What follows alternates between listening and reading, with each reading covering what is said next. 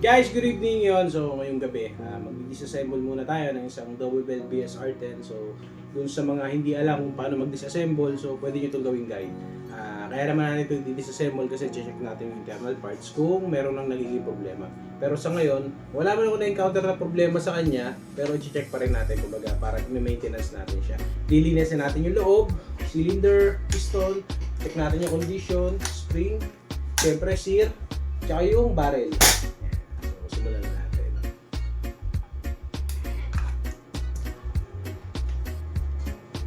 Yun, sa pag-disassemble ng mga double bell BSR-10, unahin natin tanggalin syempre yung dalawang Allen screw dito sa part na to. So yung sa akin is wala na to, hindi ko na kinakabit, yun nandito na lang yung nilalagay ko. So yun yung kailangan natin tanggalin.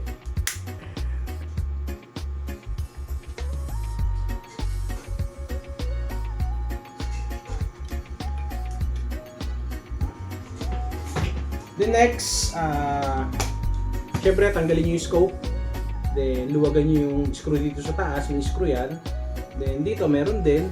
Kasi itong sa akin, tinanggal ko na sila parehas para mas mabilis akong makapag-disassemble. So nakikita nyo, gumagalaw yan. Which is okay lang naman kahit hindi nyo ilak yung mga yan. Kasi hindi naman yan gagalaw once na nailak na natin dito sa mismong body niya sa receiver. Assemble muna natin to. Tanggalin natin outer barrel. Then trigger guard, tanggalin natin siya. So yung screw natin.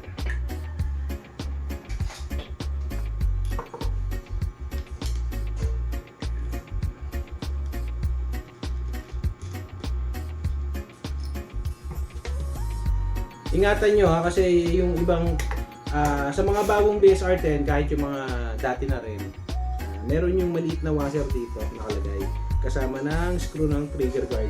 So yung sa akin kasi tinanggal ko na siya, then nilagyan ko ng spacer kasi nga naiwala ko siya noong time na nag-disassemble ako.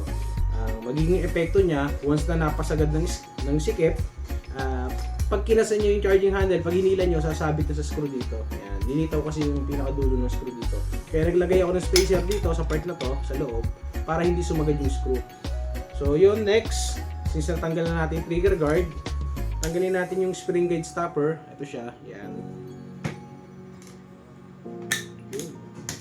Once na natanggal natin siya, or kung nahihirapan kayo tanggalin to, unahin nyo na tanggalin itong pinaka-nozzle niya, yung pinakatakip ng cylinder. So ako, gumagamit ako ng ganito para magtanggal niyan.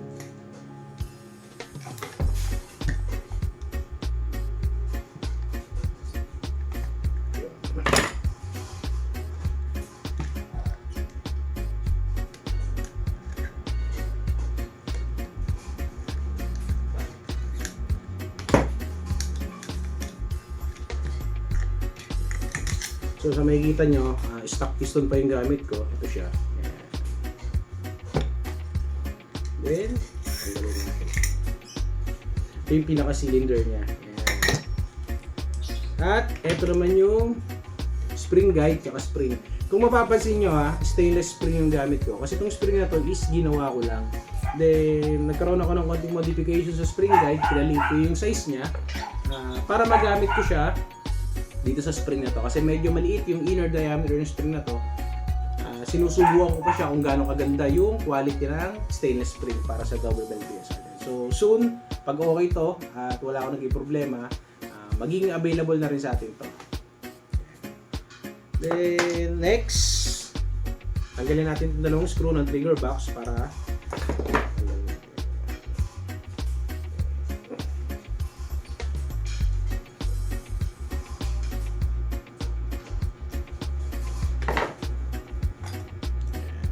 tignan natin yung sear natin kung may problema na. So nakikita ko yan, wala naman, all goods naman siya.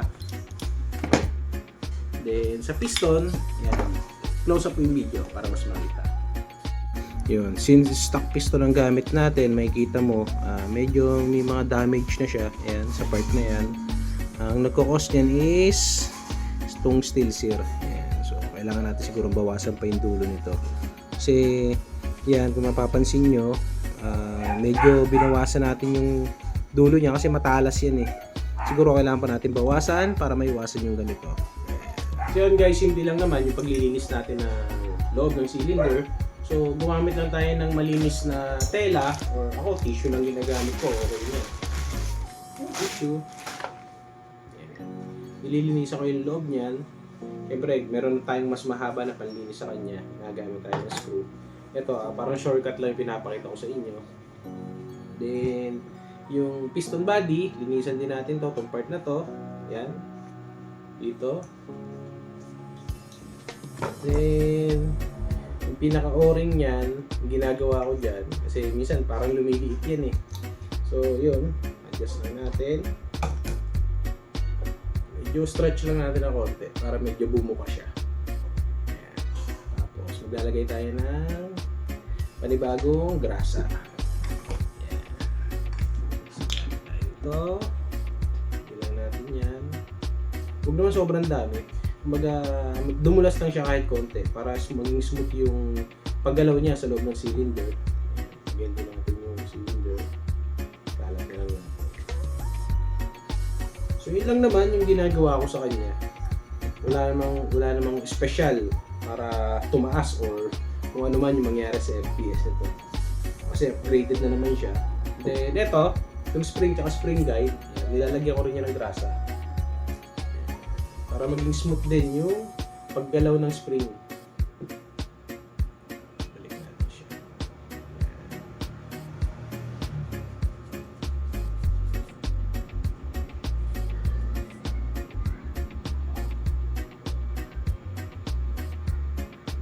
Tapos, i-reassemble na natin. So, ang una natin gagawin is ako kasi ganito ako mag-reassemble eh. Muna ko yung cylinder. Tapos, next, spring guide. Tsaka spring. Then, piston body. Tapos, kung makikita nyo sa ibang ginagawa ko, naglalagay ako ng Teflon sa thread nito. Ito kasing sa akin is buong-buo pa yung o-ring, tsaka wala naman siyang singaw. Kaya hindi ko na siya nilalagyan ng Teflon.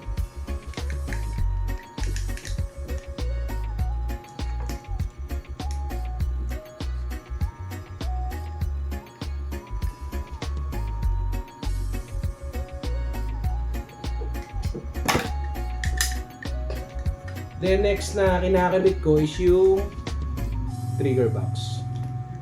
Pakita ko sa inyo. Yan. May tamang position naman yan eh. Makikita nyo. Yan. So sundan nyo lang. Kumbaga pag nag-disassemble kayo, tandaan nyo lang kung yung dating position niya para maibalik nyo rin siya sa dati. Yan.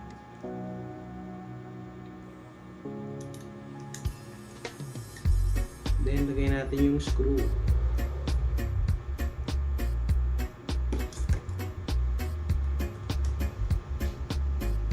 Then, i-check nyo rin pala minsan na itong trigger box kasi na to, sakit na mga double bell, lumuluwag yung mga screw niyan. Yan ang i-double check nyo lagi kung mahigpit pa ba sila or maluwag na. So, pwede kasi magka-problema kayo sa trigger box or sa trigger habang naglalaro kayo. Siyempre, abala nga naman yun.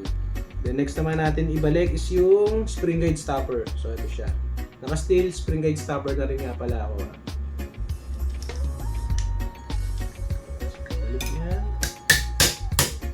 Siguraduhin nyo lang na nakalapat siya ng ayos, hindi siya nakaangat.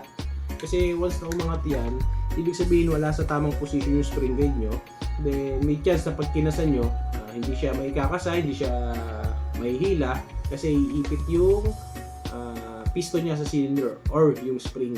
Kaya yun yung lagi nyo titignan. Yan. Siguraduhin nyo nakalapat siya bago nyo ibalik yung trigger guard. Ito. Napakadali lang, totoo lang, napakadali mag-disassemble at mag-reassemble ng mga double bell BS item kumpara sa mga AEG o yung mga electric type na airsoft rifle. So ngayon, test pair natin kung sasabit siya. Tingnan natin. Then, smooth talaga yung pagbalik. Siyempre, compression test tayo. Makikita nyo yung blue yung piston. Tatakpan natin, then, prepare natin siya. Ayun, nag-stuck siya, diba? So means wala siyang singaw. The next, reassemble naman natin. Ibalik natin yung outer barrel. So, papakita ko sa inyo yung sa akin, wala nang lock yan, hindi ko na nilalagyan. Ayan, so, siguraduhin nyo lang na nakasentro yung pinaka-half chamber niya dito sa trigger guard. Yun yung magiging guide nyo para may tama nyo yung position niya. The next, balik na natin to.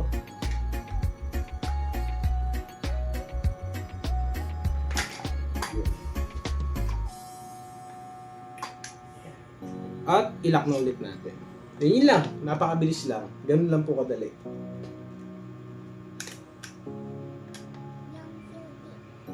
So sa pag-disassemble, once na natanggal yung dalawang screw na nandito, ititignan nyo mabuti kung saan ba yung maigsi at mahaba. Kasi minsan merong dinala sa akin dito, sabi ng owner, hindi raw maikasa.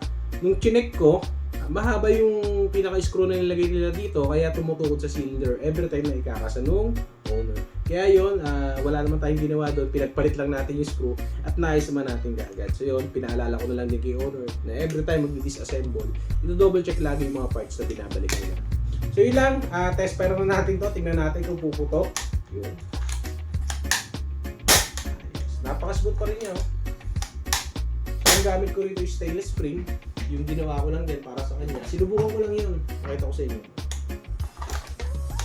Kung sana siya vlog. So yun ulit, sa mga gusto magpa-repair, magpa-upgrade na mga airsoft rifle, gas blowback pistol, gas blowback rifle, battery operated or yung AEG, lalong-lalo na yung mga ganito na bolt action sniper rifle, especially sa double bell na BSR tech, yung mga ganito.